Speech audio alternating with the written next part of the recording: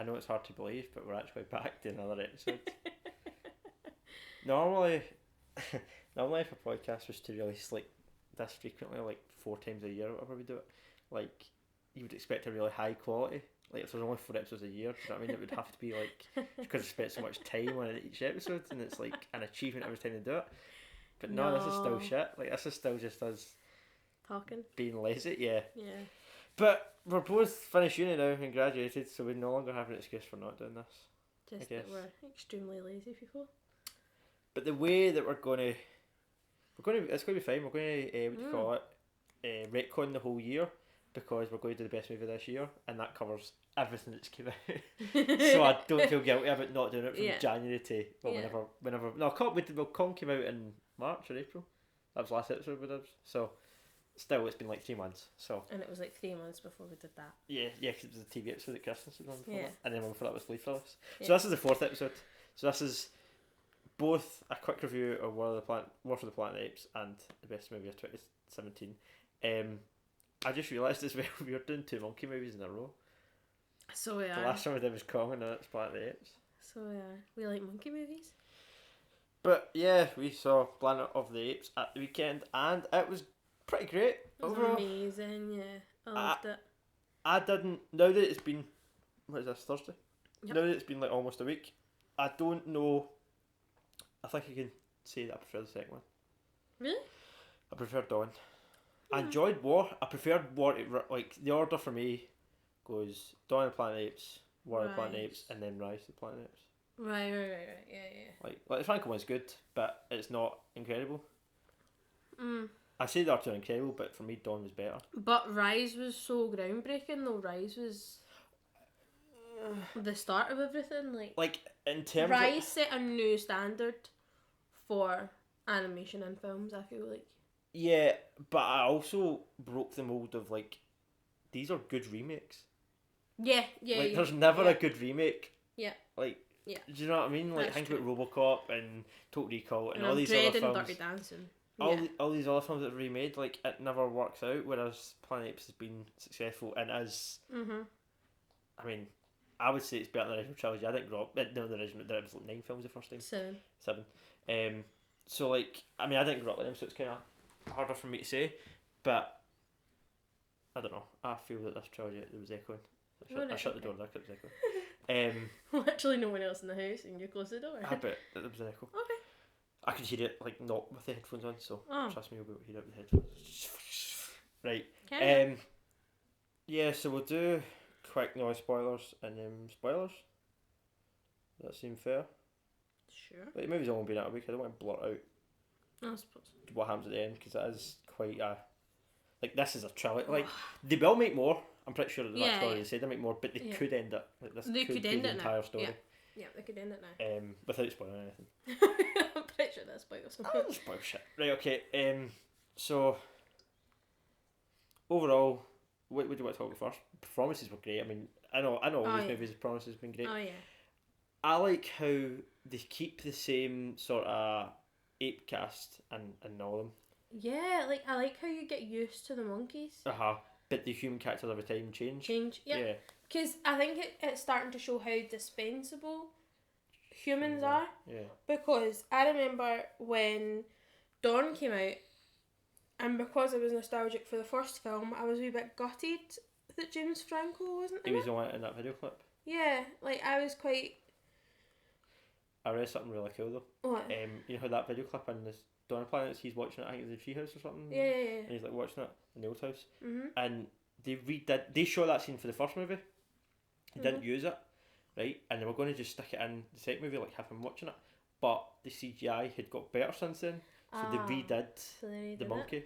Oh, that's cool. Just for that one wee clip, like on a camera phone. I was like, holy shit, that's attention to detail. Do you know what I mean? Yeah, Like, that's cool. I like that's that. perfectionism. Because like maybe like normal viewers wouldn't be able to notice, but like you being an animator, critics watching it, like they would have been able to notice. I was going to say, like, I don't know at that point if I would have noticed. I don't even know now, to be honest, if I would have noticed. Like, until it was when I read that, I was like, holy shit, that's cool. I think Matt Reeves at this point has proven himself as a fucking brilliant director. Like, Yeah, he knows how to make. He knows how to make a film, and he's doing the Batman film, so that's got me. This is how good this has been. He's got me excited for Batman as well. That's cool. I mean, I know it's sad that Affleck's not doing it because I'd like to see his version, but if you look at somebody else, then I think he's a good choice. They've totally dropped his script as well. Yeah, I read that. But yeah, I mean, this one, to call it war is probably a strong word. I wouldn't say it's a war movie. It's more a. I thought it was going to be more so of a war movie. Like, it's more of a survival movie. Yeah. There's battles going on, and it's like a personal drama story around those battles, rather than a war. What I really liked that I noticed when I was watching it was, in the previous films, especially probably the last one, there was a lot of little war scenes. You would have seen the helicopters coming in and blowing things up, and how that affected the monkeys, and you would have seen the effect of an army on the apes. Yeah. Whereas, I don't know if this counts as a spoiler, and if it does, I'm really sorry. But obviously, when all the army comes in at the end to get the colonel. Yeah, okay, that's a total spoiler. Sorry, okay. really big spoiler. Jesus. Like, you see that happening from an outsider's perspective, more so than. Mm-hmm. Right, we'll talk about. Don't go on anymore because we want to get into spoilers, and we'll talk about that later. Now we're just talking about the technical things. Like, the animation was amazing. Mm-hmm. The cinematography at some shots was really, really well done. Like the scene that's in the trailer, it's in Caesar's like fucking. I know I said Caesar's palace. Caesar's like hut like but and like the soldiers are like rappelling down and they've got those green lasers on their guns. That was so effective against really the dark. And you could, and in the part there was also a part, slight spoilers I guess, but there was gunfire and you couldn't really see what was happening, but you only saw it. You've seen that in the trailer as well. When the muzzle flashes were going off, you could see what was going on. You could see it. Yeah. I mean, people have used that shot before, but it worked well. It was really clever, yeah. Technical animation was incredible, as expected at this point. Mm-hmm. But I mean, it really is like the subtle emotions that they can. Pure. Yeah, they're so like it's amazing. It's just like watching that. The fact that most of the apes don't speak. Yeah. But you still know what's going on. Yeah. Their emotions. Yeah. And obviously, when they're doing their sign language, like the thirsty thing and stuff, like that comes up in subtitles. Mm-hmm. Even if you didn't have the subtitles, I think you would still get a complete understanding of what's going on. Mm.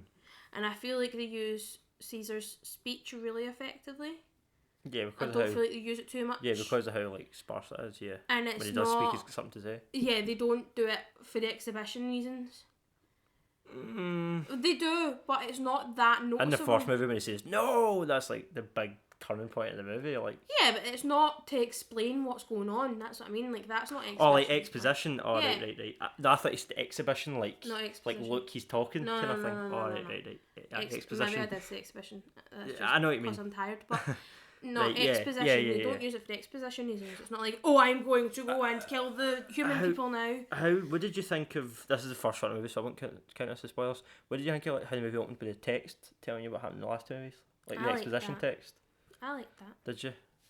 Because I feel like it is different from the second film, where they have it like a map. Yeah, they open on the world and the infection spreading. Yeah, the red dots with the red lines and stuff that map out how the infection is spread. Like that was clever, but I feel like they knew they had to do something different. And just going back to kind of traditional, here, listen, this is what's happened. I feel like that's kind of, they can afford to do that at this stage. I don't feel like they should be doing anything overcomplicated. I think it would be too flashy. Do you feel like this movie would have worked without seeing the last two? Does this work as a standalone? No. I mean, I feel like nowadays most movies are like that. I don't feel like I can Spider-Man say why, because you don't want spoilers. Like Spider-Man wouldn't work without like seeing Civil War. Do you know what I mean? And like things like that. You nowadays you can't expect that with films. It is a sequel for a reason. Like when it comes to a film like 10 Cloverfield Lane, that could be its own standalone film. Yeah. But you need to think about the time between both films. Like, Cloverfield was what, almost 10 years ago now? 2007, 10 years ago now, yeah. So, like, the gap in the film the two films coming out is too large. I really like how Planet Apes does that though. It's like it is happening in real time. Well, I guess it's not because like the first movie was like 2010, 11 and like Caesar was a baby and now he's like a full grown monkey. He's probably like what 30 in this one. I don't know how long chimpanzees tend to live, but it's just he's about 30. I think he'll live till like the 30s, 40s. So. And with how much the world has deteriorated. Yeah, like, so I guess it has. It's not real time, but these movies come out every 2 or 3 years, and they're away for long enough that you feel like all this sort of stuff could have developed in that time, and then you go back and like things have changed. These old days, people have died, people have been born like other monkeys, and the world's there's less humans, and that's a different situation with the humans, and I like how that's believable, that sort of gap. I like how it's like that that's going to sound dumb, but it feels like he has had like this life that's been going on the whole time, and we're just coming in at certain moments and seeing a bit of it and jumping out again. And I like that. I think that I like works that, so well. Yeah. Thanks, the Mila. dog wants out. I'll go and let it out. Keep talking. Sound effects were great. Yeah, the sound effects and the visual effects are just well, she didn't actually want out. It's just because you closed the door. All of it was so well melted together. Like I really like it when a film can make me feel lost in their environment, in their world, and I genuinely felt lost in their world during this. That is you've just touched on the reason why I think I don't like this as much as Dawn. I feel like with Dawn and Planet Apes, you totally were immersed. There was some parts in this film that took me out. I need to wait for spoilers to talk about it. Can we just do spoilers? Yeah, let's just go into spoilers. Rate the movie first. If you had to rate it out of 10, what would you give it? I agree with you that Dawn is probably the better one, and I would probably give Dawn maybe a 9.5. Yeah, but that's exactly what I was just thinking. With this, I'd maybe have to take it down to an 8, maybe an 8.5. Really? I was going to say like, I couldn't quite go 9 for this, but maybe like 8.9. Like, I would say like 8.5, yeah. Like, Dawn of the Planet is like a solid like 9.5, I agree with that. It's nearly perfect. But at the same time though, I don't know. I can't give you any reason why I'm rating it any less. War? Yeah. Well, right. Well, spoilers, right? So you're giving it an 8.5? You've been harsher on it than me? No, I don't feel like it deserves it. I still feel it's one of the best movies of the year. I'd say 9. I'll go 9. I still feel it's one of the best movies of the summer by far. I'll go 9. So I'd say it deserves like just maybe not quite a solid 9, but just below that. I'd go 9. Right. So if you're not seeing the film, skip to. I don't know. I'll put a time code in the description for when you can start listening again for the 2017 film. Or just go and see the damn film. Or just delete this podcast and do something better with your time. I mean, don't do that. That's an option too. I don't think that's the way that you promote things. Okay, so spoilers. Do we go with the big spoiler first, or do I start? Do I do it in order? Do I go through the film in order and talk about it? I would quite like to go through the film. Right. Okay. So the opening scene, they introduce the fact that the monkeys they call them donkeys. They carry all the soldiers' gear. I thought that was clever. They point out things for this. They can climb up trees and see further, so they kind of help the soldiers locate their own like breed, which is really messed up. Yeah. It does kind of channel though, like the whole. I feel like the whole film, in terms of the species, kind of resonates to the horrible things that are happening in the world with like ISIS. In a way, I don't know if I'm maybe reading into it too much, but especially with I say it resembles more like slavery in the Bible and stuff. Well, see, but I don't know about that because what slaves would have betrayed their own people? Do you know what I mean? It resonates with me for ISIS and stuff because. What about the Holocaust? There's a lot of Jews that grassed on other Jews. When the Nazis threatened their families and stuff. But they wouldn't have. Like the Nazis wouldn't have kept them to reload their guns and stuff. Like they would have just killed them anyway. But the idea of like. What I'm saying is like the humans are like an ISIS style group who've taken individuals who don't feel like they belong where their society is, right? So where the monkeys are, they don't feel like they belong there. They don't like who's ruling them. So they have then betrayed them to go to what looks like it would be better for them, to then realise it's definitely not, because they're donkeys and they're slaves and they're just expected to be there to die, basically. Did you buy the whole, these apes were allies of Cobra, so the tribe won't take them back, so they go and work for the humans? I don't think it's that the tribe won't take them back. It wasn't. I don't think it was that. Really? It was the fact that they didn't like who was running them. They don't like Caesar. But then they want to kill Caesar, and they know that they are not strong Cobra enough wanted to kill all the humans, right? That didn't work out. Cobra died, whatever. Humans and apes hate each other even more now. Yeah. After what Cobra did, and now it's like surely they'd be better just going off on their own and just try to survive on their own, like not with the monkey tribe and not with the humans. They know they can't do that though. I'd take my chances. No, but rather having donkey written in your back and made to carry stuff and kill your friends and your brothers. They didn't know that they were going to go and have that done to them. They thought if we go and show the humans that we are allies, we will find them Caesar. They would be treated like everybody else. I suppose because Caesar does say that to one, doesn't he? He's like, you don't think after you find them they're going to kill you? To the big. Like, are you stupid? They're still going to kill you. Yeah. Like, even if they kill me, you're going to die, kind of thing. Yeah. Oh, shit. And like the monkeys that were like being crucified, that was really dark. That's fine, it was empty. The monkeys that were being like crucified. Yeah, that was really dark. And that like, was dark. And like that, it's like that was great. It was like, yeah, this is going to happen to you as soon as it happens to me. Like, don't be so stupid and naive. It's the fact that they are so blind to it because they're so in tune with what they want to see. That's the thing. Like that big gorilla, who was their main man. Yeah. He genuinely believes he's their main man. He believes he's so important. He believes he's more important than Caesar because he's working. He thinks he's working with them, but he's working for them. See, and I don't know. He's too blinded by his own selfishness to see that, and that's the point. I get more the idea that he hated his life. Like, the one that I feel like kind of did think that, have that kind of mentality was... No, what was the big white Winter? Winter. No, Winter was terrified. But he was... No, I don't know. He was more like...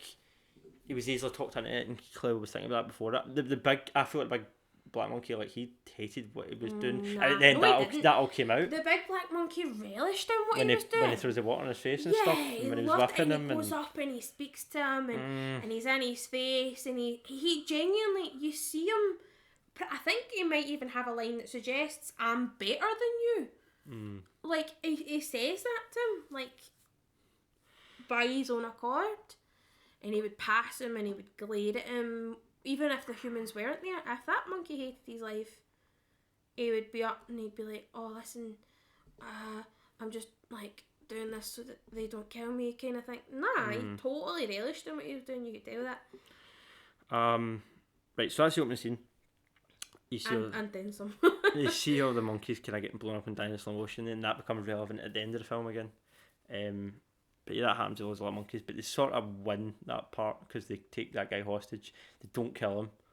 Because, again, that's Caesar being naive though. Like, oh, if we don't kill him, then it'll be fine. It's like, nah, you should have just killed him. I got his strategy though. You do. You understand his strategy. And I also get it, like, we're looking at it for a pure strategy thing, but you do remember, he is still killing a person. Like, yeah. Although he's a monkey and they're his enemy, he is still taking their life. And he understands that, like, is it? He's under the thought of apes don't kill apes, right? So because that's his natural tendency, he obviously thinks humans don't kill humans. And then... I don't know about that, no. No, he does, because you see the total shock in his face when he comes across the humans that are found in the snow. I suppose. And he's like, and he asks the guy, why did he kill you? He's totally devastated. He's in total and utter shock that he's done it. And he says to him when he meets him later, like, you killed your own men. Yeah, like, because see, I think that's like because it's his own men, but like humans on opposing sides killing each other. Like, I think he's aware of that. I don't think so, because he's not really in tune to what's happening. Nah, I disagree. He doesn't even know that. Oh, we're doing spoilers anyway. I was going to say spoilers, but he doesn't even know that the other humans, the other soldiers, are coming down to try and destroy the colonel. Yeah, I suppose. Like, he doesn't know that. And when he finds that out, you see it kind of processing in his mind. Did you like how he never had a name? He was just the colonel. Yeah. It dehumanised him. Yeah. I quite liked how they tried to humanise him, and then it still just totally didn't work. Like the fact that he had a wee boy. And he was in this movie what I thought Gary Oldman was going to be in the last movie. Yeah. But Gary Oldman was sympathetic, and you kind of see his side of it. I quite liked the fact that they did that with Gary Oldman. Yeah, it was a twist. Like for the trailers, you didn't expect that. Like get it through us. Like that. Whereas in this, he's like, no, he's like, he's a monkey Nazi. Like he's essentially. A horrific person. Yeah. He was great in it though. He's good in everything. I like him. I think Matthew McConaughey's turning more and more into him. Yeah, so you keep saying that. I can't see what you mean. They did True Detective together. Remember it's rubbed off on him. Maybe it has. So Need to watch that. we watched one episode, remember? And I think we fell asleep. I probably fell asleep. So I think we both did. So there's Simon Monkeys at the start. He lets the guy go. Mm-hmm. Then in that scene that I was talking about, but it's night time. I was a bit gutted. I know I don't know. Blue Eyes had this arc. I feel he was born, he grew up, he was becoming his dad. He had this whole his own story, and they sort of killed him off just to give Caesar a reason to want revenge. And I thought it was a wee bit cheap. I don't know about that because because they've not just killed him off to give Caesar a reason for revenge. They've killed him off because for the future of the apes, it's Cornelius. Yeah. That's what it was in the original films. Yeah. Was Cornelius. Yeah. So they obviously didn't make Cornelius his firstborn son for a reason. Originally. Yeah, but from the very beginning. But this is a different. Like it's not. I don't think this is going to tie up perfectly with Charlton Heston. I think it will. I think it will tie up really well. I think at the end of all of redo. them, you're just going to see a spaceship like landing. I think they're going to redo that movie. You think they're going to totally redo it? I think they're going to do it up to the point of that happening. Like the apes are the dominant species. The humans can't talk. You know, they're like the slaves of monkeys, and then they're going to recast. I can't remember Charlton Heston's name in that, but they're going to recast that character and they're going to redo the whole movie. Yeah, well, I get that, but it will still and then maybe you can continue on after that. It will still tie in, like it will still. But I think it's going to like abolish the original, but the original won't. Nah. It'll be like the original films are their own set of films, and this is its own set of films. Nah, well, it's not so far. How? Everything that they're doing is setting it up. These are remakes though of like War of the Planet Apes is a remake of like Battle for the Planet Apes or whatever, like one of the originals. Like a lot of the beats are taken from. Yeah. No. Yeah, so it's already getting rid of like the old movies taking over.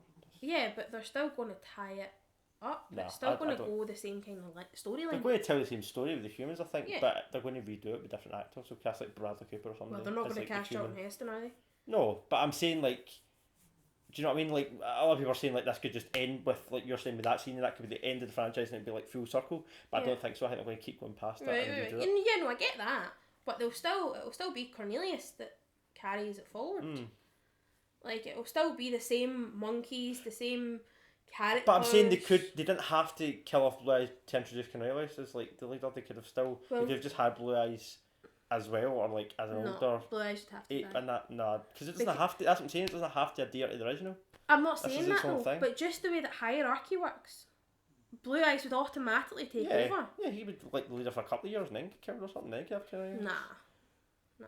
I don't know. I knew that they wouldn't. I thought they kind of threw away potential killing him off. Nah. And what's her name? Cornelia. Yeah, and Cornelia. Well, she's my dad said he was really surprised because she's in it a lot longer. Right. In the originals. Like a lot longer. I think she's in it longer than Caesar in the originals. Yeah, I don't know. But whatever, right? So that gives us our kind of classical setup. People were complaining. I've seen people in the internet complaining about how like the colonel of like that faction happens to be the one that kills his wife and daughter. But at the same time, I feel like the colonel, the way he tells you the story later on, he's a bit of a glory hunter. So he is going to be the one, because you hear him say at the start, we killed King Kong. He thinks he killed Caesar when they killed Blue Eyes. So he wanted that for himself. Like he wants to tell his men, hold up Caesar's head and be like, look, I killed him. Yeah, like, definitely. You get that. Yeah. So like that makes sense. And the way he that went he in to kill treats Caesar when Caesar gets to the camp. Yeah. That makes sense. So that happens, and then Caesar getting taken to the horses right after that? No. No. Caesar tells all the rest of them to bugger off and find safety. Blue the Eyes place and with the Rocket water have came back and they've found a desert. Yeah. But it's got water and it's got trees and it's got sustainable life. You can live there and be safe. Yeah. And it's not they've cold found and a winter new and home. shit. And there's a whole argument with the monkeys saying, let's go should we now, stay? Should we go? Yeah. or let's wait. Yeah. And that is what leads to Winter. Yeah, doing the bunk. Being a turncoat. Yeah, betraying them. Yeah, so that happens, and then Caesar's like, I like how Caesar, you can tell he kind of hates himself for it, but he's like, I can't just leave this as it is. Like, I know I'm like Cobra, but I want to go and kill that prick. Well, see, he doesn't know he's like Cobra yet. Yeah, he says it later, but like, I like how he recognised it though. Yeah. Like, he's like, yeah, I know it's petty, I know the best thing for like this tribe is for us to get the fuck out of here, but I can't live with myself. Like, I need to finish this. I totally got petty sometimes. Yeah, I totally got his point. I was like, yeah, do you know what? Go and kill him. Like, so you should. And then of course, Rocket, Maurice, and Luca come with him. They're like, no, you're not going yourself. You'll come with you. So you go with him. They find a wee girl. What sort of bothered me about this, right? They find a wee girl. They kill who's maybe her dad, somebody that's looking after her, an uncle, I don't know, somebody, right, that's looking after this wee girl. They shoot him. Fair enough, he was an arsehole, he went for his gun, right, he shouldn't have, idiot, right? Idiot. And like, they all had their guns pointed at him. Did he really think he could drop the logs, reach into his back pocket, draw his gun in, like, headshot the three of them before getting shot? It was a big machine gun that he had, but yeah, like, there is 3 apes, you don't know if there's any more They already have their guns loaded, pointing at him, his gun's in his back pocket, like, no, just... But it's not even they 3 that kill him, it's just Caesar. Yeah, but I'm saying even if he managed to shoot Caesar, the other 2 weeks to kill them. Do you know what I mean? Like, he had no chance of getting. That's the thing. Like, he didn't assess any of his situation. He seen 3 apes. He didn't know if there was any more, which there was because there was Caesar and he hadn't seen him. Yeah. Like, he's like inside the hut. Yeah, he comes out and he still doesn't see him until he's dead. Yeah, until the shot goes off. Yeah. But yeah, that bit was a wee bit dumb. I get that. No, that's not what's dumb. Like, the guy was dumb, but that's fine. He could have been a dumb guy. Like, that's fine. Like, like most. Yeah, well, I've got to say, like, you need to remember, a lot of these people, like, people were complaining about the guards being stupid in the camp. And I'm like, a lot of these guys were probably, like, accountants and plumbers before this. Like, they weren't all soldiers. Yeah. So, I can kind of get it, but we'll get to that. We'll get to the camp. So he might not be a soldier. Do you know what I mean? He might just be a random guy. So, he can make stupid decisions, fair enough, that didn't bother me. But he dies, right?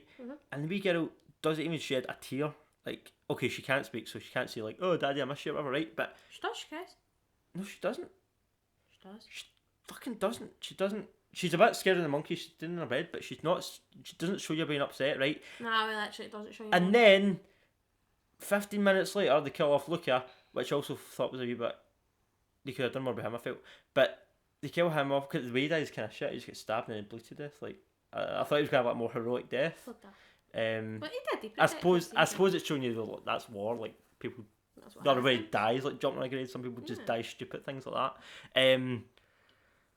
Yeah, so he dies, and then she's pure like bawling her eyes out. She's only known this monkey for 5 minutes. No, she's not. She's known him for days. I think. But I don't know. I felt it was a wee bit. I think the reason it showed you or not showing emotion was that wasn't any form of relation to her. But who was he? He's a soldier. He's one of their men. No, I don't think he was. Yeah, he was. He had the tattoo on his neck. Really? Yeah. Okay. I don't remember. So he had the tattoo on his neck because you think, alright, okay, he's just a normal guy. Then he tries to get his gun. Then Caesar shoots him. Then Caesar goes over to him, and you see him lying like that, and he's got the tattoo on his neck. Right. I didn't. So I think that was to show you that you have no relation to this girl. I think there's been something happen in the village where they are, who have had maybe monkey supporters or even people with the disease who can't speak. I feel like something there has happened and they've kept the girl to maybe study her or something. Because there was one guy watching her. Well, they don't think that there's anything else round about. Do you know what I mean? They don't think that the monkeys are able to come that far. They must towards them. I'm not sure that she was that far away from the monkeys. Yeah, she was a couple of days away from the monkeys. Sure. Yeah. So yeah, I think the way that she looks at him is more of a almost a thank God you're not. It's not relief, but there is literally no emotion. It's how robotic she is. I don't know. That kind of came across, I think. So yeah, Luca gets killed, and then Caesar finds. He tells the rest of them to go home because he doesn't want any rest of them to get hurt. He's like, just get her and go back to the tribe. I'll do this myself. You missed the important bit. Huh? The funny monkey.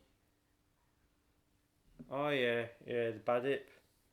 Bad ape. Yeah, he comes out there. Yeah, you see they're up the tower looking, and then you see like, you think it's a human. Yeah, you think it's a human. Like with his jacket and that, come up to the horse, you're like, be shite, and then looks down and sees him, and then they're like, fucking get after this cunt, and he's pure shooting at him with his shotgun, and you're like, oh, that's prick, and then he's not shooting at them though. He's shooting at the cheese stuff. That's the thing, he's shooting to scare them off. And then he ends up just caving his, throws the gun out, and then he comes out and it's a wee monkey voiced by Steve Zahn. He's so cute. I like how it introduced the idea that they aren't the only monkeys that have disability. And that's total like set up for the next 18 million that came from the press junket for Dawn of the Planet Apes. Matt Reeves was get asked by an interviewer, like, is there any apes in the universe with this like ability? And he was like, not yet. And then that's why the bad ape was thought up for this film. So that's clever. That's cool how it came from, like, I remember the press. I wonder if they should get a lot of story credit for that. So yeah, so he comes out, he sort of helps him out. Yeah, so he tells him how to go. He goes down. It's pretty badass. He's just like fucking cocking his clock, and he's like, "Come on, you prick!" And then that's when he sees like the crucified apes. Yeah. And he's like, "Oh!" And that part's like something of a horror film. Like, it really is quite like harrowing, dark. Yeah. Because like these films, I wouldn't say they're kids' films, but kids I feel like could watch the other two. I wouldn't show a kid this one. No, I wouldn't show. I feel like this is too gruesome and too dark for a kid. Even though it's only 12A, I still feel that the first one especially is probably the most kid friendly. The second one's a bit darker. This one's like, it reminded me of like the Walking Dead at parts. Like, it's really like grim. This world. Do you know what I mean? Like, it really is dark. Like Last of Us sort of dark. At some it's parts. very Last of Us with the colour palettes and the. Mm-hmm. So Caesar does it, and then he gets knocked out, and then he wakes up in this camp, and he realises, shit, all these apes that I've sent to Sanctuary have all been captured. Yeah. By Woody Harrelson and his men. And you're like, oh no. The volcano turned on him, which has been coming for a while. I feel like when you get introduced in this film. Done here. Aye.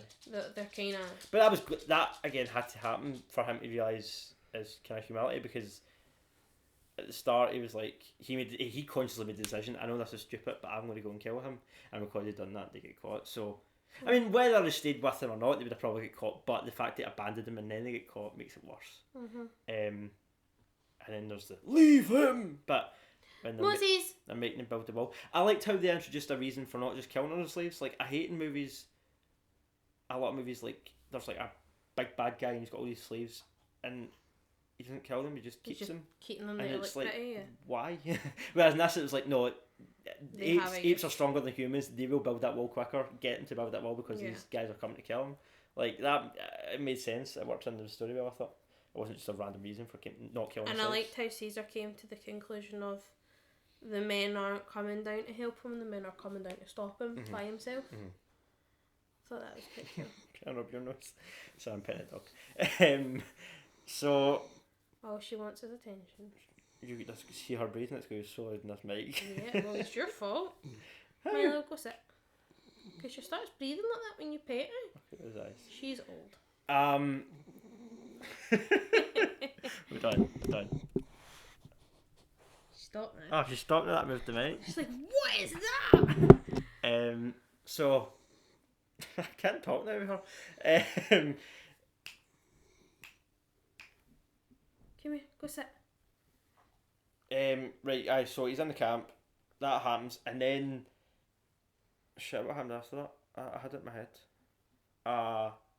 Woody Harrelson kind of gives him an exposition of the disease and how it stops people from talking, and that's what pissed him off, and that's why he killed his men. He killed his own men, and he separated from the part of the army that's coming to get him and stuff because he was too brutal and stuff. He's too evil for the evil guys. Blah blah blah, and then yeah, the bits where like I said this to you the other night. The bits where like the big monkey taking him about by the chain by his neck was very reminiscent of the lead in the first movie that James Franco had. Like the scene where he looks at the lead and he's like, "Do you know what? I could go back to that cushy wee life and be a bit of a pet, or I could stay here with my peers and try and make something better my own of myself." Yeah. I was going to say person. Fight for my freedom kind of thing, and they choose like and that's like the turning point. That's the point that these apes really are smart. Like he's thinking it through, and like he's making a conscious decision for the rest that will affect the rest of his life. And it's like shit. And he's came in a kind of full circle where he's put himself back into that lead, except this time it's not in a loving, protective way. It's in a controlling. You will do. Yeah. What I say, way. So, yeah, there's that. Right, this leads me to the part of the movie that I have a problem with. Okay. The tunnel system under the camp was too convenient for me. All they had to do to correct it was put a couple of guards down there, just patrolling, and have the monkeys like take them out. Even they didn't need to kill them, just like knock them out or whatever. I think the point is though is that they didn't know it was there. They don't know there's a fucking sewer system under their camp. It's not a sewer system. It's something else. It's something to do with the mountain that they're in. Yeah, but they've built this whole facility on this mountain. They didn't think to check underneath. It's a mountain? Yeah, but... What's going to be under a mountain? Like, the monkeys get in really easily. Like, how have the men never stumbled across that? If they've been there for, like... Because it's to show you the monkeys are smarter than humans. Nah, the tunnel was way too convenient.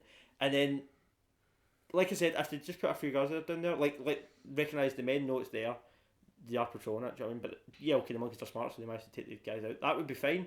But then, see the part where they're like, they work out the amount. I did like the part how they worked out the amount of steps it would take to under each cage, clever. And they were like signalling each other and that. And that was clever, right? But then, see when the monkeys go underneath and the bad ape's counting the steps, the exact amount of steps that it needs to go up, there happens to be a hole, like already there. When the big monkeys like when Maurice's like get on their back and stuff, that hole was always there. They didn't have to like dig up the way. Yes, they did. They had to dig. After about 2 inches of dirt. No, it showed you. They didn't. They aren't going to show a full digging process. They could have corrected it easily. They could have had him count the amount of steps, be like, right, this is the spot you look up. It's still fucking pipe because they're in a big pipe, and then just beside that, there's like, oh, there's a hole there. We'll go up that way. Like that's all they had to do. But that could have been outside the fence. As long as you're in the right rough area, then you could go up one. The fact that there was a pipe right there really bothered me. I was like, nah, that's fucking wasn't stupid. though. There was. He literally counts 1, 2, 29, 30, and then he looks up and there's a fucking pipe there. Like, he doesn't even look about. He just looks directly up and then they go up. Like, I don't think so. Yeah, we'll watch it again. Like, I promise you, that's what happens, and that sort of bothered me. I really don't think so. Because you see him digging. So like that's and how I was saying how like Dawn of the Planets I was totally immersed. That took me out of that movie. I was like, yeah, it's fucking dumb. Like, nah, the tunnel that's system. Totally. I know it's a movie about like talking apes, right? But there's still believability to these films. I feel, and that kind of lost it for me in this one. It don't bother me. So that's why I feel this movie isn't good. I know that a fucking convenient sewer system maybe shouldn't be enough to make me not like this movie as much as the last one, but it does. It bothers me. So, but yeah, it's fine. There's a scene get up my back, go up, and everything goes up. That was so funny. I loved Bad Ape. And then I think he was my favourite character in this film. I feel like they did need some coming off because it was like a really dark film. That's the one thing I feel that prevented us from being like 15. Do you know what I mean? It made it a bit lighter. Seen this film before us, which is quite rare. Okay. Yeah. And my dad said to me, "It's really heavy. It's no a comedy." And my mum went, but there's the wee funny bits in it. And he said, there's funny bits in it, but it's really heavy. Yeah, and I feel like without that, like, I do feel they needed it, because without it would like be it would have been like Schindler's List. Depressing. Like, you wouldn't be able to call it a summer blockbuster if it like didn't have him in it. But yeah, so that scene happens. They go up. There's a scene where they throw the shit. They manage to. That was good. Like, mess about with the guard. Again, I don't know. I didn't know it bored me because, like I'm saying, like it bored me at the time, but then when I thought about it, I kind of fixed it for myself because I was like, they throw the shit at him, right? Mm-hmm. Why didn't he just shoot an ape? Like he'd get into so much trouble for it. What? No, he wouldn't. Don't shoot apes. I think it's just me, so I shot an ape. Right, so he should have shot, like, okay, you might not shoot the one that threw the shit, but they would know, like, fuck, we shouldn't do that again, right? Instead, he goes out of the camp and locks the door behind him. But then I thought, this guy was probably like a school teacher before, like, he doesn't know any better. That and the fact that if he doesn't lock the door behind him, he's going to get into proper trouble off of the colonel because one guard goes in there and all the apes get to escape because they've taken out him. Okay, maybe not locking the door behind them, but just they're fully aware that the apes are stronger than them. Yeah, exactly. And one guy went in amongst all this cage full of these like lethal animals. Like, that's stupid. What did you think was going to happen to him? But I think we've established that the guards are stupid. Yeah, I know exactly. So that's like they're supposed to be, because you're supposed to realise how much more civilised the monkeys are. But just because the monkeys are smarter than people, it doesn't mean the people are fucking retarded. Like, they still have working brains. They still have emphasise it. Where would the story go if he didn't lock the door behind them? Yeah, I know. I'm not. I forget I said locked door, but I just said that like off the cuff. But even if you don't think about that, but just the fact that he went out of the cage with the monkeys was dumb. He should have just shot a monkey. He had a scoped rifle, shot a monkey. They won't throw shit anymore. Done. Like, that's what he should have done. But whatever, he's an idiot. So I didn't know about him that much. Yeah, and then what happens? And then you think it's all over. Like, the apes managed to rescue the 2 cages of the apes. They get away. Caesar's like that. This is my chance. I need to take this guy out before we go. He goes up to kill him, and Woody Harrelson's like, can you kill me? Yeah. And that sort of ruins it for him. He's like, now you want to die, I can't do it. I don't want to kill you now. I can't do it, no. You've ruined it. And then he ends up shooting himself. But that was probably my favourite shot of the film. Like, see that shot where it shows him climbing up onto the balcony and into his room with the helicopters. Like, there's all this mad chaos going on behind him, and he doesn't give a shit. He's got one thing in his mind: kill this guy. Yeah. And I loved that. Like, then we look back. It's quite serene. Yeah, it's kind of like beautiful, almost like these exploding helicopters that happen behind him. That shot was incredible.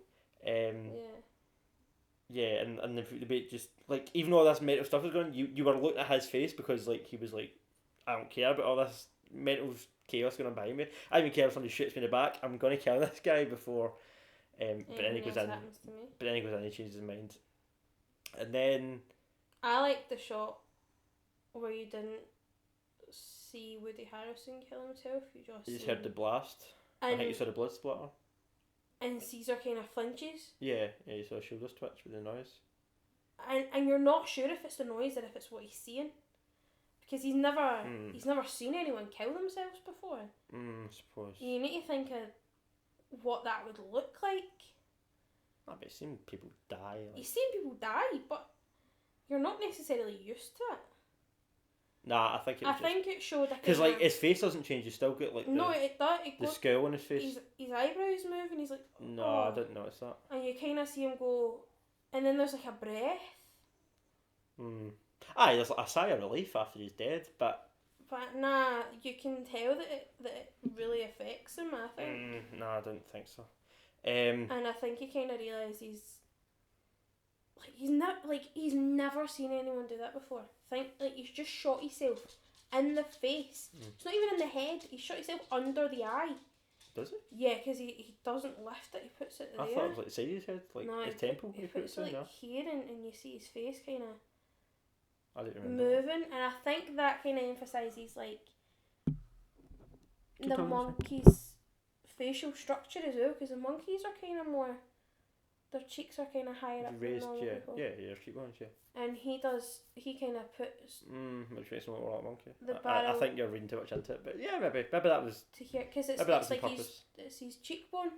Yeah. So you need to think of how that looks physically to someone. Yeah, but I don't know. So, yeah, Harrison dies, spoilers, and then Caesar decides, I'm going to blow this whole place up, and he goes down. There's a monkey that's loading the MG machine gun. The big gorilla. And he's... The soldier guy's blasting on all the monkeys.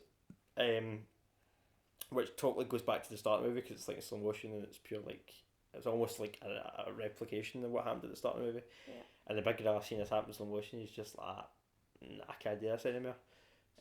He sees Caesar before he realises he can't do this anymore. Yeah, so Caesar... Yeah, well, that's the thing, because you see Caesar come down, he's going through the gate, the guard, for the start that he let go, shoots him with a crossbow on the side, and then he moves in for the kill. You see the big monkey see Caesar, and you're like, oh shit, he's going to grass him up. And then he looks back at the monkeys in slow motion and realises, shit, I need to do something about this. And then instead the guard's seen giving the grenade launcher, he picks up the grenade launcher, and he blows up the guy that's about to kill Caesar. I feel we could have done more. I said this already. He blows up the guy who kills Caesar, then he just drops the grenade launcher, the guard at the fire machine gun, then just he just looks at Caesar and guard machine gun shoots him in the back of the head with a pistol. And that's it. He could have fired that shot off, killed that guard, fair enough. Fired at the tank that Caesar was trying to blow up. He's fully prepared. And then knocked like a couple of the guys off the top of that wall. He's a big, massive monkey. The point of him doing it... He would have died anyway, but the point of him doing it was... You can only... It's a grenade launcher, so it's one grenade at a time. So it's not like you can shoot another one before he gets shot himself, right? Okay, well, I could blow up the guy and then any guns. Yeah, but he's all the guns are in use. Arms, big shoulders. He could have like at least knocked a couple of guys off that platform before he got shot. That's totally against the point because that's what I thought he was going to do, and he didn't. And the reason that he does it is he's fully aware that this means he's dead. Mm-hmm. So to himself, he's dead already. Mm-hmm. He helps Caesar to make sure, because obviously Caesar says, what is there left of you to save? Mm-hmm. What is there left to remember? He makes sure Caesar is then going to remember him for the rest of Caesar's life. Which isn't very long. Yeah. Spoilers. But he makes sure that he has an impact on the world. Do you know what I mean? Like, and he's fully prepared and he knows fine well there's no getting out of this. He's dead. Because there is a massive guy with a massive gun behind him who's watching him do it. Because he turns round, shouting at him to give him the grenade launcher, and you see his face change. Because he's like, you just did that. So, nah, I think you're wrong there. Like... Nah, I could have done more. But if I was Caesar, I'd be like, Pussy, you could have killed a couple of them before. But it's against the point that the filmmakers were trying to make. But anyway, that happens. Caesar eventually gets the grenade off, blows the whole place up, slides. And I thought at that point Caesar's going to die, like he's going to get caught in an explosion. You see him slide out. Of course not. What? That's been a heroic way to go. Like, he took down the whole camp. He needs to get the rest of them to safety before he can die. That sort of... Why bother show him running with explosions, sliding down that sewer grate, and then you see him climb up the tree, holding on to the tree for dear life, just to have him then get to that bit where like it's all like because it's all adrenaline. And then because he's got something that he needs to do. He needs to make he's sure. Done it already. No, he's not. He's already sent them away by themselves without him being there. Nah. That's the whole point. He's already but. Oh, you're missing the whole point of the film. I don't love Caesar's death. That's the stupidest thing you've ever said to me. Ever in your I don't life. know if I think I've said stupid or shit. The whole entire point is he has already been wrapped up in himself enough to send them away. He sends them away for his own selfish reasons, and they end up in a worse place than where they were in the first place. Now all the guys that caught them are dead. No, but he doesn't know that. There's more humans in the world. The fucking avalanche comes and kills the rest of the humans. There's more humans in the world. Nah. He doesn't know that. He doesn't know what they are going to pass on their way there.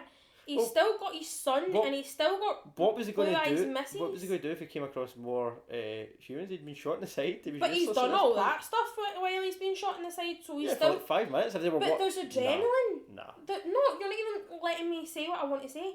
There's adrenaline, and it happens. You see it happen in everyday life. There's adrenaline, and until you sit down and you let your body catch up with what it is you need to do, then you don't feel it. You don't notice it. You see them noticing it a wee bit the closer they get, because he can relax more. But he's up here. He's not focusing on himself. He's focusing on the need for the rest of his family, for the rest of the apes. I feel like Caesar done his bit. No, he's not, And because he's not got them to where they need to be. That would have been a more heroic death if he'd died Bullshit. in the last. Nah, I totally disagree with you. Completely and utterly disagree with you. He needs to get them to where he knows for a fact they're going to be safe. They're not safe while they're still travelling. I get going to stop shouting because you'll ruin the audio. I get what you're saying, but I don't know, for me, Caesar's death for me was an issue because going at this movie I thought, right, this is the end of Caesar's story, he's probably died at the end. But then he kept saying during the film, like, I might not come back for this. So I was like, as soon as he said that, I was like, right, well, he probably live because they wouldn't be telling us that and then kill him off. And then the fact that they showed him surviving all this crazy shit that he should have died doing, just to then, like, fall asleep and die. Or sitting beside a tree. But there wasn't really anything that he should have died doing. He's running, he's constantly moving. He could have literally died saving, like, getting rid of all the humans and saving the apes. But then the monkeys are left in total limbo. They don't have anybody to lead them. Maurice doesn't know that he's to lead them. There's Rocket. Oh, and there's other people. What? They two then? No, you can't. They can't have two leaders. They can't. He needs to know that there is someone there who's going to bring up his son. He doesn't even know who's lived on the other side of that fence. He doesn't know how many of them get shot. He doesn't know if Cornelius made it to safety.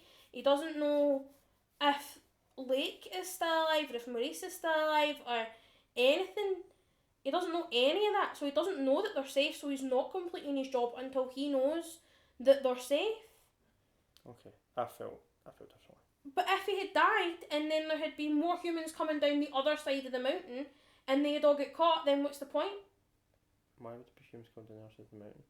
Because there was humans coming to get him, and then they've seen explosions and stuff like that happen, so they're going to see what's going on. Of course, obviously, he doesn't know for a fact that his the whole point of the film is that he wants his family to be safe. He's already lost a son and a wife because he was careless. I think taking out the humans would have been enough. No, for me, it would have been enough. That's so dumb. The film is about his family. It's not about what family? They're all fucking dead. It's not about killing humans. It's about saving his family. As soon as his family died at the start.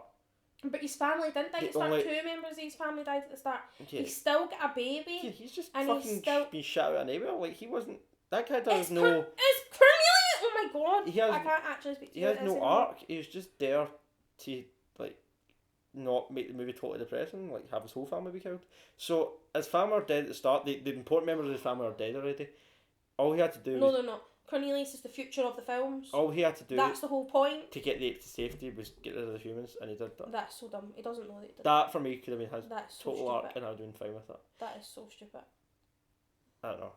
I don't like his death. I feel like that is so he should have died in the explosion.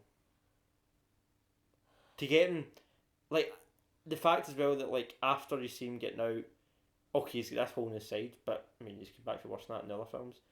Like, I thought he's going to live now, and then they just killed him anyway, and it felt a bit not cheap, just a bit. I don't know.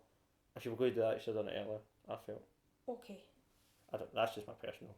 It's stupid. Well, excuse me if I have an opinion. Well, it's a stupid opinion. So yeah, that was War for the Planet of the Apes. I've mentioned it on an argument, but yeah, we both liked the movie. There were some parts I didn't quite sit right with me, which is why I didn't like this as much as Dawn. But it was still. You're an idiot. It was still a really good movie. But the question is, was it the best movie of 2017? See that segue? See how smooth that was? How seamless? Just like everything else in your life. No editing is required. So let's go through the movies of this year that we probably should have talked about on this podcast and haven't, and decide what favourite is. Well, probably I'm interested to see if we have the same favourite or like even similar favourites, or if we have like two totally different. Me too. So we'll go through January first. Not much came out in January. That movie Sleepless, but we never even saw that. Split came out in January. Triple X, we never saw that. No, I didn't see that. Resident Evil. That iBoy that one with Maisie Oh Williams. yeah. Yeah, so that and Split. So I think we See can both the- agree that Split was the best movie for January. Yes. Right, so you need to remember these, right? So Right, Split hold on. I'll write them down. for January. In February, War on Everyone, That was good. the Lego Batman movie, fucking 50 Shades Darker, John Wick 2, Fist Fight, which we watched in the plane, and The Girl with All the Gifts. Well, that came out in America. We saw that last year, so we won't count that. Did that come out here first? Yeah, it's a British movie. I know that, but So, do you have a favourite? War on Everyone, Lego Batman, John Wick 2, or Fist Fight? I'd probably say John Wick 2 for me. To be fair, Lego Batman was really good too. Yeah,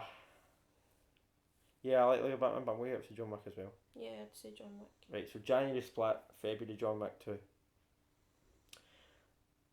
Are you ready? March, we had Logan. Oh. We had Kong. Oh. God, March, that was the last episode of this podcast. Jesus Christ. Yeah, 'cause it was Logan and Kong we talked about. Yeah. Beauty and the Beast. Oh God. The Belko Experiment. Oh, wait, I fell asleep during that. Trainspotting 2 came out in March, but that came out in January for us. Did it? Yeah, so did we count it as a January movie or a... We didn't see that in January. Yeah, we did. It wasn't no, because I took my dad for his birthday, and my dad's birthday's at the end of February. Yeah, it'd been out for like 7 weeks, but we were telling you to see it, or like a month. Wait, did you still want to see with your dad? Me and you saw it January 27th, I've got the poster in my room. January 27th, I opened here. I swear to God. So, my favourite for January was Trainspotting 2, I'm going to change it. I like Split, but I prefer Trainspotting 2. But is yours still Split? I don't know, I'm going to think about that. Ooh, okay. For me, in March, it was Logan. Do you want me to remind you of them? Yes, please. Logan, Kong, Beauty and the Beast, The Belko Experiment, Yeah, Logan. and Life, which we That watched was that night, okay. which was okay, but for me it was Logan. Beauty and the Beast was awful. And that Belko Experiment, what I seen of it was good. It was dumb, but it was alright. So And I love Tony Goldwyn. Logan for March. April. Nothing really came out in April. The Fate of the Furious, so Fast and Furious 8. Oh yeah. And Free Fire. That was it. Free Fire was good. Free Fire was good, but I'm going to get, I personally Yeah, would I'll give it to Fast and Furious. Fast, yeah. Okay, ready for me? Mhm. We had Guardians 2, which we haven't seen yet. King Arthur. That was good. Alien Covenant, which we've not seen yet. No. Baywatch, which was That a bit was shit. good. That was good. Pirates of the Caribbean, which was a bit shit. Oh, it was okay. Yeah, that's us. So we've got Pirates of the Caribbean, Baywatch, or King Arthur. God, that's a shit month. Was Baywatch May? It was the very end of May. Yeah, I don't know exactly what to hear, It was but the very end of May because I caught it as it's me anyway. we seen it the night before we seen Wonder Woman. Did we? Yeah. I know we saw them like within a week of each other, but No, it was it the night was before. the night before because we went to change our money to dollars So we did. 2 nights in a row. So we did. Because we were there dead late seeing Baywatch and we said we could just stay and see Wonder Woman. Yeah. That's right. Cool, because Wonder Woman was out on the 1st of June. Right. Do you have a favourite? I don't know. I'm quite conflicted. I enjoyed Baywatch, but I think King Arthur might have been the better film, make wise. Do you know what? I didn't love King Arthur, but I'm going to give it to it. It's better than Baywatch and Pirates. So, yeah. It's better than Pirates. It's not going to get film of the year. I but thought it put was a King really Arthur well down. made film. I liked it. Right, you got it? June, we had Wonder Woman. We had the Mummy, which we watched 40 minutes of the other night and could not watch anymore. Like, physically could not watch any more of it. Because it was that shit. Cars 3, All Eyes on Me, which we've not seen. Transformers, which we've not seen. Baby Driver, which was great. Yeah, and The House. But that's that. I'm giving it to Wonder Woman personally. Really? Over Baby Driver? Yeah. See, I would give it to Wonder Woman, but not for me, Baby Driver. If you want to look at, for me, what I enjoy start to finish, I enjoyed Baby Driver from start to finish, like to start, middle, and the end. Me too. Wonder Woman, I like to start in the middle, the end lost me, but with the... Really? What was he called? Him fae Fargo. Janus? No. Whatever his name was in it, like that Oh my God, totally. what's his name? Aries. Can't. Yeah, Yes, it was Aries. Aries. Yes, Yeah, thank you. that totally I thought was shit in the big. I don't know. I thought the last fight was a bit rubbish. So for me, it's Baby Driver, but for you, it's Wonder Man. I'd say so. The last fight with John Hamm kind of annoyed me a wee bit in Baby Driver. I enjoyed that. And for July, we have Spider-Man and War for the Planet of the Apes. That's a hard choice for me out of the two. I think I'll give it to Spider-Man. For me. I've got a feeling you'll go with the Apes. Nah, do you know what? I would... Spider-Man, to me, felt fresher. I don't know if that's because like that's the third movie in like a series, but at the same time, Spider-Man, how many Spider-Man movies have been recently, and yet still felt fresh, even after two graphic films and two Maguire films. Do you know what I mean? Film was. I'll give it that. I thought it was a more sophisticated I actually Spider-Man thought film. it was more kind of immature, but that made me like it more. See, when Do you know what I mean? I thought he was more immature, which made me like it more. Yeah. He was more believable. I think he's the most believable Spider-Man we've Yeah, had. yeah, definitely. Oh, he's the best Peter Parker, and yeah, definitely. And Michael Keaton was excellent. Yeah. I loved the fact that he just turned around and went, "Listen here, wee man, I know you're Spider-Man, and get a grip." Aye, me too, I loved that. There was any fucking about. Yeah. I loved that. And I thought that was so different to any other superhero film, because even in films like Iron Man and things like that, you still get the daft cliche of, oh, is that him? Oh no, it can't be him. And like in the first movie, like Norman Osborn finds out because when they're fighting, he cuts his arm, remember? Yeah. And they're sitting at the dinner table and he sees the cut and he's like, oh. Yeah. Whereas in this, it was just like he just turned his fucking gun out like that. Oh, listen here, come on, you I know what's going on, right? Stop it. Like, yeah. And I much preferred that to the back and forth that you usually get with these kind of films. Yeah. So that kinda makes me sway more towards it. But the annoyance aspect of Spider-Man What do you mean? Because you don't like him as a hero? got me. What? No, because Tom Holland made me like him as a hero, because he is a Wayne. And the fact that he get treated like a Wayne was alright. So what's the noise you're talking about? Michelle. Ah, yeah. She was a bit Zendaya was good. forced in the film, I thought. Like look how quirky and funny I am. I kinda get that. But the fact she was MJ did piss me off. Zendaya was still good as her her own character. Like, is she a singer or something? yeah, she was on Nickelodeon and she does other stuff too. I know for Spider-Man. She was good in it. She was fine. I don't know why they couldn't have just kept her name. Yeah, because just had her as because Michelle. I liked how different she was. Does it have to be MJ? But not even if they did make her MJ and just kept her name as Mary Jane. Yeah. And because she's this quirky, oh, don't look at me, I'm the Queen of Death type character, she shortens it to MJ so that people don't know her name's Mary. That makes perfect sense. Also, and the fact that she's not the usual preppy, oh, Spider-Man. She's not that usual preppy Kirsten Dunst. Yeah. Mary Jane. But at the same time, I know that different. nowadays it's like, quite like that. There's a lot like going for having stronger female characters and things, and like saying like, oh, they shouldn't just be damsels in distress. But if you're going by the source material, Mary Jane is a damsel in distress. That is the purpose of her in the Spider-Man story. If you want to deviate for the Stacy isn't a damsel in distress, really. No, she was in the original comics, but not as much as Mary Jane. Yeah, I'll give you that. But I don't know. But Mary Jane's meant to be I get the why actress who's the cheerleader in school and the whole preppy, oh, look at me, I'm pretty good. Airy-fairy type situation where she couldn't literally take out like her own rubbish bin. She's girl next door, But the fact that she, like, Zendaya is pretty. She is still the girl next door, she's still normal. She's arty without being dramatic. Oh my god. Do you know what I mean? Like, I thought she worked. I quite like the change of pace with her, because I feel like the whole damsel in distress thing's been done. Either she didn't have to be Mary Jane at all, or just she's Mary Jane, like all through the film. They just call her MJ. Yeah.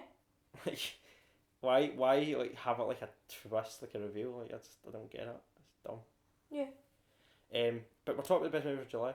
It's I say Spider-Man. What do you say? I feel like I'm being cheap giving it to Spider-Man because it's a Spider-Man film. Do you think it's what you enjoy? But I did really enjoy it. Okay. So More than Apes? Where you have more fun watching? Yeah, Spider-Man. Yeah, well, then Spider-Man. Apes wasn't fun to watch. Well, Spider-Man wins. It's like saying Schindler's List is fun to watch. Right, get up the results. Okay. So we have... Oh, I'm still torn with this. We have Split and T2 for January. Terminator 2, that coming in January? I hate you so much. Oh man. What? I was looking forward to Split more than I was Trainspotting. I think you're the only person in Scotland to say that. Because it's like an actor's World Cup with him playing so many different characters in one film. He was good at that film. Like, whether you liked the film or not, you can't deny his performance. Brilliant. Like, objectively, that was a brilliant performance. Even if you didn't like the movie, he was brilliant. But I have seen Trainspotting twice since it's came out, both times in the cinema, and I don't know the last time I did that. I was going to say, like... I was seeing a film twice in the cinema. I think... If we were to watch one right now, I'd choose Trainspotting. I feel like, even though it's about taking drugs and it's quite a heavy film, I still feel like it's more fun than Split. Yeah, okay, I'm going to give it to Trainspotting. Do you know what I mean? I'm sorry, James McAvoy. But, Right, can I go through it? I'm going to pick my movie for the year, because I'm more decisive than you. Okay, but wait, that's the only one that I'm torn. Okay, so do you have your movie for the year? For the year? I thought we were going... Right, okay, so we have T2 for January, we have John Wick 2 for February, we have Logan... Is this both of our decisions for everything, yeah? For March, yeah. We have Fast for April, we have King Arthur for May, we have Baby Driver for June, and we have Spider-Man for July. Do you prefer Wonder Woman for June? I changed my mind because Baby Driver was a better made film, I think. See, I took you in it. Okay. Purely because of the music sequences and the... I know my film for the year. Do you? What's yours? Logan. Logan's your best film in 2017? It was such a beautiful film. Like, it was just so stunning and meaningful, and that could have been its own standalone film. And that is a franchise. That's not just a sequel. That is like the definition of a franchise is X-Men. And it really, with the previous Wolverine films that we've had, where it's just Wolverine and they were absolute garbage, that film rescues it all. All of it. The acting, the music, the colour palette, the cinematography, the script, everything about it just made it such a beautiful... Tragic film. Tragic, heartwarming... Finale. Like, it felt like an epic finale. That is it. There's no coming back for that. Do you know what I mean? Like, and you don't want to come back for that because it should just be laid to rest because he's been through enough. Is it the best superhero movie? Like, could it rival The Dark Knight? Yeah, for me, I'd say so. Yeah. Yeah. Best superhero movie since Dark Knight. I'd agree. Yeah, I'd agree. I'd say so. For me, I'll give you my top three. My top three are Trainspotting 2, Baby Driver, and Logan. The sort of film critic in me wants to say either Baby Driver or Trainspotting because they're both independent movies. Logan was a much higher budget. Logan's a blockbuster more so than the other two. But it still felt like an... Personal story. It didn't feel like a blockbuster, I don't think. I feel like it felt like an individual film. It could have been an indie film. Yeah. It could have, like... Can I finish? Yeah, sorry. So, they're my top three, but yeah, like, I want the kind of film critic in me wants to say the other two because, like, integrity and stuff, but if you talk about what I enjoyed most this year, then yeah, I have to give it to Logan. Being a superhero geek and seeing that world, I love this comic book world, clash with an actual well-made, touching film that everybody can enjoy is like an important thing. And like I said there, it hasn't happened since The Dark Knight. It's not a comic book film. It's so much more than a comic book film, I feel. Well, people say that about The Dark Knight, so... Yeah, no, and I agree with that. I agree with that. Dark Knight's like a But a kind of heist thriller more than it is. It's on the same kind of echelon scale. Yeah. But I also feel like you can't really compare them. No. Because I wouldn't say one's better than the other because they're totally different. It would be like comparing. But purely in terms of the quality. Disturbia and like The Notebook. Yeah. But I'm just talking about like in terms of quality. I feel like they're on the same level. Yeah. I do still feel like Heath Ledger keeps The Dark Knight above it. Yeah. If it was on a scale, purely Heath Ledger though, like none of the rest. I don't know. Because I know what you mean. There wasn't a role like that in Logan. Like, although they were all great, there wasn't a role like that. There was him for Narcos. I bet he wasn't. Yeah. I'll give you. Yeah, okay. But I don't know if that makes it a better film necessarily. They're both, to me, they're both 10s. They're both perfect movies. Logan is. Dark Knight still has its faults for me. Nah. Dark Knight does. Christian Bale's done Batman voice, but other than that, just Christian Bale, really. But the Dark Knight still has its faults. I like Christian Bale, just not as Batman. Personally. But Logan has no faults. No faults. There is nothing that you could say that you would change if you were making that movie. You wouldn't do anything different. I wouldn't want to watch it. There's no justice that I could do with that film. I'm interested in watching the noir version, the black and white version. Yeah. To see if it gives it a different feel, like a different tone or whatever. I quite fancy that. I know it's the same movie, black and white, but that's like a Sunday kind of film where it's like raining outside and you don't want to leave and you just and you just sit at the house, get depressed, watching. Curl up on the couch. Spoilers, watching Logan dying. Watching Logan. We already talked about Logan, so I feel like we can spoil it. And it's been out since March. So yeah. So if you've not seen it, you're an idiot and you deserve it spoiled for you. There you have it. The best movie of 2017 at the halfway point of the year is Logan. Just over halfway, but yeah. The first half of 2017, the best movie so far is Logan? Yes. Right, okay. Well, we'll just get into the year and then we'll compare the two. It'll probably still be both. We'll compare the best movie. There's still movies to come out. There's still Dunkirk. There's still... I'm looking forward to that. Is Thor this year? That's like October. There's still Kingsman 2. Thor isn't this year. It's Thor next year.